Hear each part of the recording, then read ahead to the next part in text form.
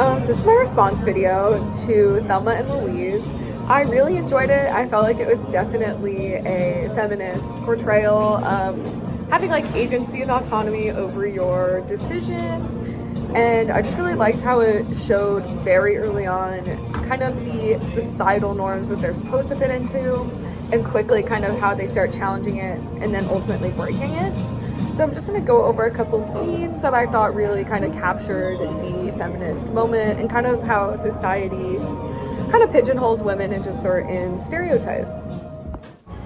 So in this scene, we have both Thelma and Louise kind of talking and articulating their feelings about the drastic change that they're going through, meaning that in the patriarchal society, they're kind of realizing that that's not them and they don't fit into that picture anymore. Especially Thelma is saying that that's not her anymore. She's leaving that world behind. She can't go back. She's changed. Her entire agent, autonomous self has kind of come to fruition, and she has no desire to be a part of that world anymore. And you can even see that their physical appearances has changed. They're in this more of like a grungier, kind of rustic, dirtier state. Although they are kind of traversing this landscape, they do kind of reflect a more gritty version of a woman that was not ever really presented during this time. And so she's also discussing how Louise feels that she also can't go back. It is not an option for her, as women also weren't allowed to have this level of agency. So for her to go back to that lifestyle, it never would have been the same, and she would never be the same.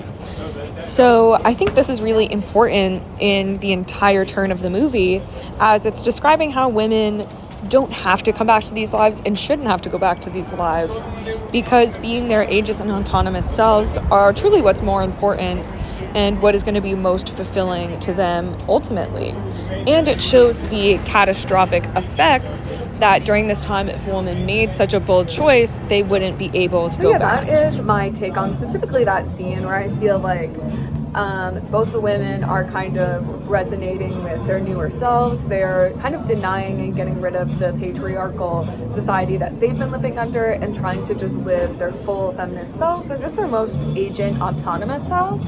So I feel like that is really represented in the ending, where the police are cornering them. They're trying to talk to them into surrendering, which I took more so as surrendering their feminist ideals, their morals, and kind of then would have been surrendering into the patriarchal society that they're a part of.